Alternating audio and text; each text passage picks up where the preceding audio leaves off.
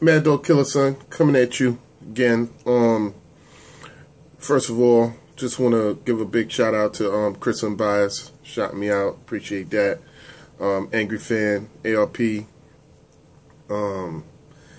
J Black and the Sorts. Anyway, you know, I did a blog a couple days ago. I don't think I'm stepping away from anything I said a couple of days ago. I had a chance to view this 3-round battle with Cassidy and Diz, and it was in a parking garage or basement. First of all, that is, I agree with Pat Stay. It is the perfect environment for battle rap, you know, where the cameras actually have the mics on them, so you can, the actual artists don't have to wear mics, so they can tap their chest, or, you know, somebody could grab their shirt and you don't hear any feedback. So also, I think in a small environment, there's other elements there. You really got to have your crew, and the other guy really got to have his crew. There's less opportunity for BS. You're not gonna punch somebody and just run out. You know what I'm saying? It ain't that easy. Another thing with a small environment is there's less boos and hecklers, because, you know, let's face it, there's one guy's crew, the other guy's crew, maybe some league people.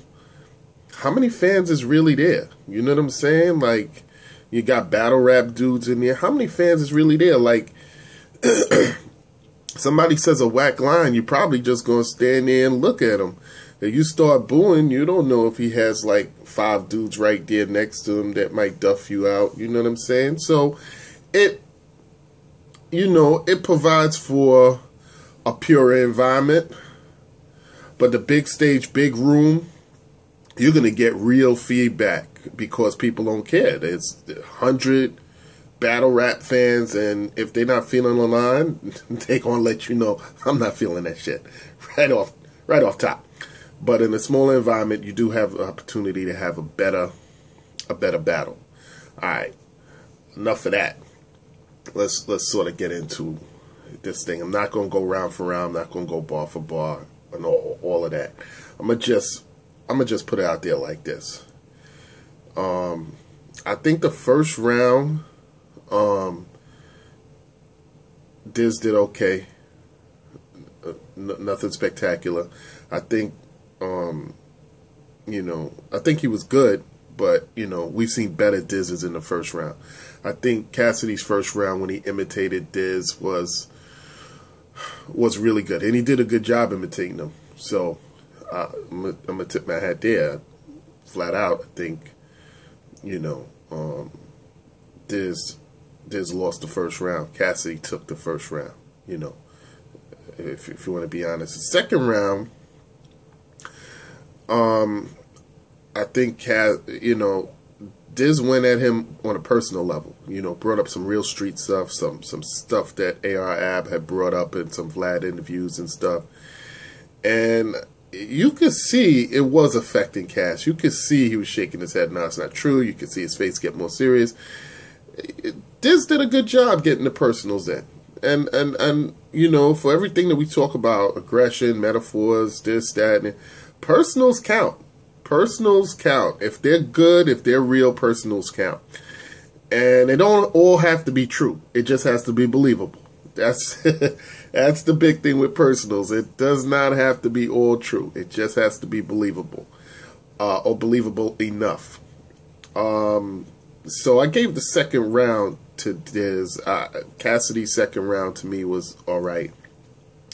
And I think the third round, Diz was cooking a little bit in the third round, and then he got sidetracked or choked or whatever you want to call it. And Cassidy's third round, it seemed like if he was gaining some speed, you know, he was gaining some momentum. He wasn't slowing down. So I gave the third round to Cassidy. And let me just say right off top, I mean, I appreciate Cassidy's resume. I like him. I like Cassidy for some of his music that he made. I think the freeway battle that he had definitely opened people's eyes to some ways of battling and all of that. Do I think that he's the godfather of battle rap? No. Do I think that he was the innovator of it? No. I really think Loaded Lux and Murder Mook really created that avenue for what we see today. Did he play a part? Yeah. I mean, you'd be foolish to say he didn't play a part. Yeah, he played a part.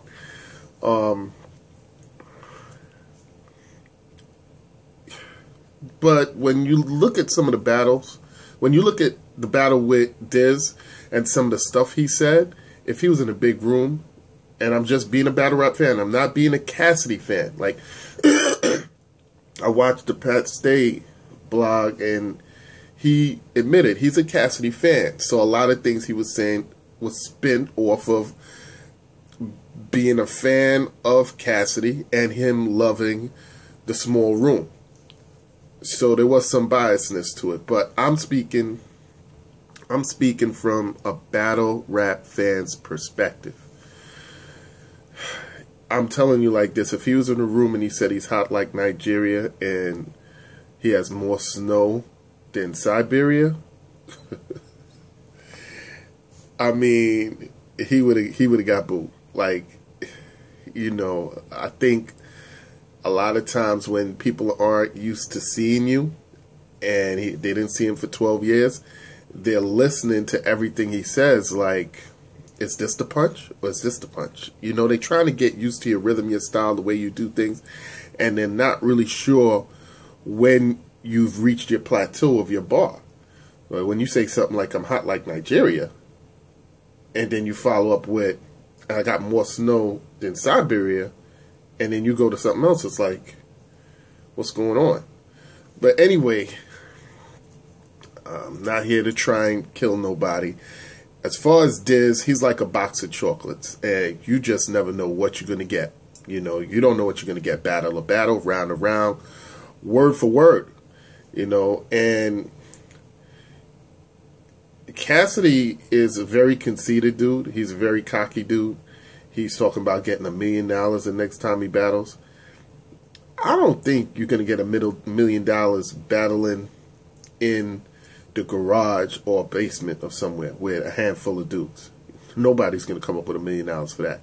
You're going to get $1 million if it's Showtime or HBO, real pay-per-view, no live stream, and you got cable networks putting money behind you. Then you have to have a big venue, and then you got to be able to show that you could control a real crowd of battle rap fans. And let me just say this. Cassidy's a good talker. He's a good leader, but he's not leading me down that path. Everything you do counts. Anything on camera counts. You can't say this was a warm-up or when you was on the big stage, that big event, the first round. You spit for 10 minutes, my nigga. You spit for 10 plus minutes. And you're going to say you was working cobwebs off. It didn't count. There was a lot of stuff that was messed up. You don't want to talk about it. You sound like Reed Dollars. Like, yo, homie, that counts. That first round that you spit and the first thing Dizaster did that day on the big stage, that count. You really wasn't ready. You wasn't ready for the way how they booed you or the way how they didn't react to certain things or the way how they was talking and all of that. And you did have some shaky moments in that first round. Would you have started to cook in the second and third round? Probably. But we didn't see that. And I give you credit. You're smart enough. You threw that material out, or most of it, and you came up with something brand new the next day, which made sense. I mean, really made sense. You came up with that brand new stuff. You came up with a first salute to you for not recycling or using the same stuff. Because you know why you didn't use the same stuff? It counted. It counted. If it didn't count what you did that first day, then you would have used it the second day. So don't tell people it didn't count. You wasn't, you was warming up. And, the second day is what really counted, and that's what people should look at. They got to look at everything. that being said, you said something about being on top of the top tier, you know, and you're trying to use your whole resume of being on top of the top tier, like your freeway thing, ignited battle rap.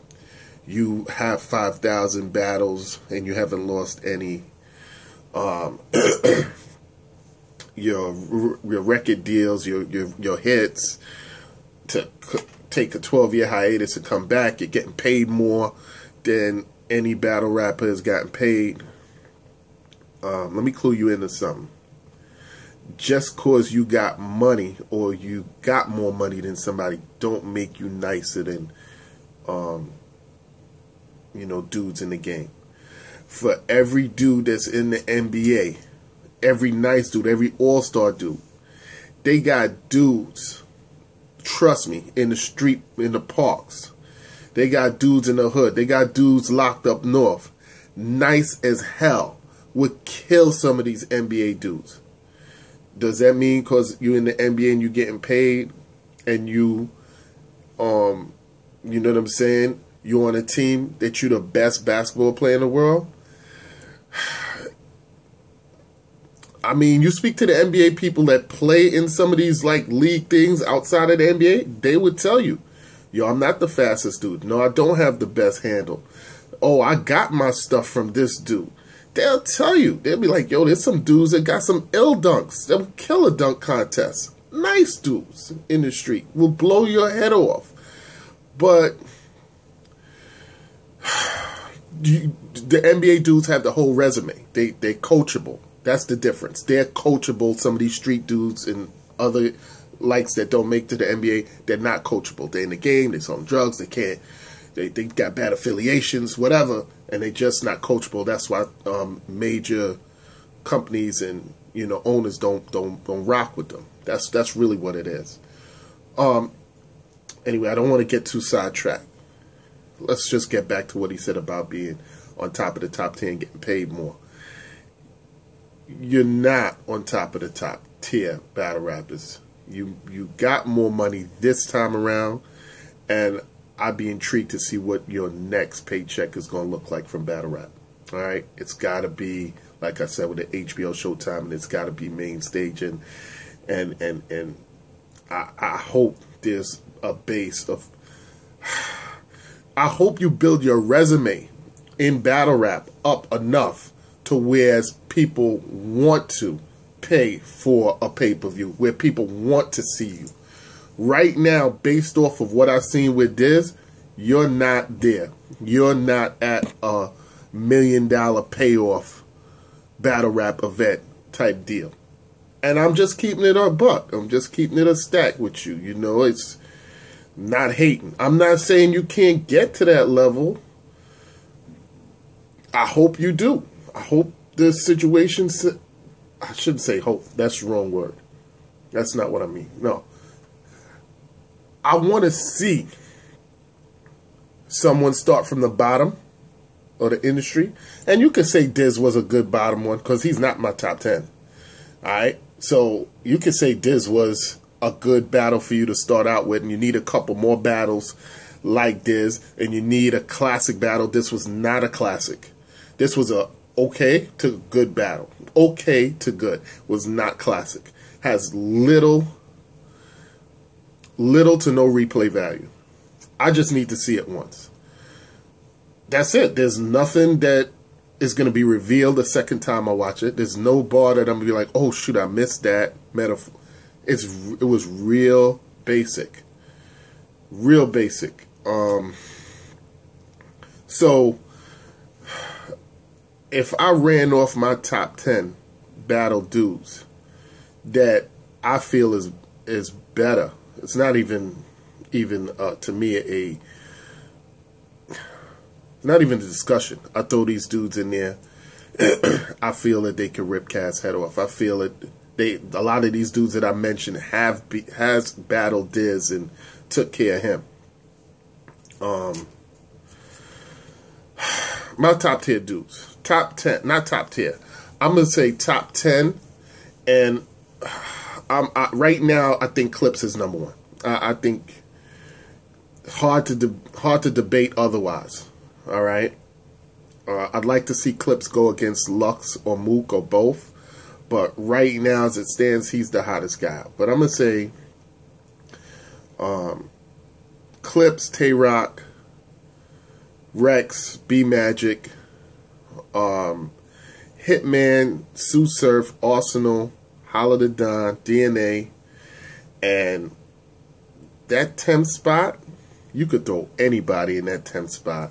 To me, you know, Calico, Conceited, Averb, Math, O-Red, JC, Danny Ma. I mean, the list goes on and on. Before I get to Diz, I mean, Diz is probably in the bottom 20.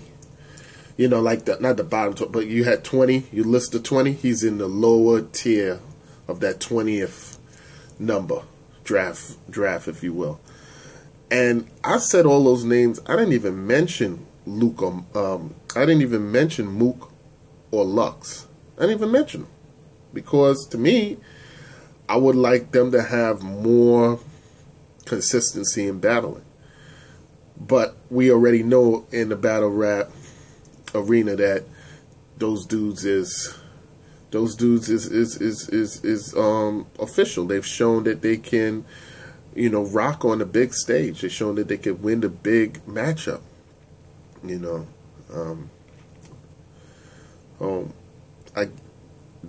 the moral to this is blog is I seen the second battle or the second day with the 3 rounds, and I think that Cassidy won. Salute to Cassidy for winning. I think that Diz was underwhelming.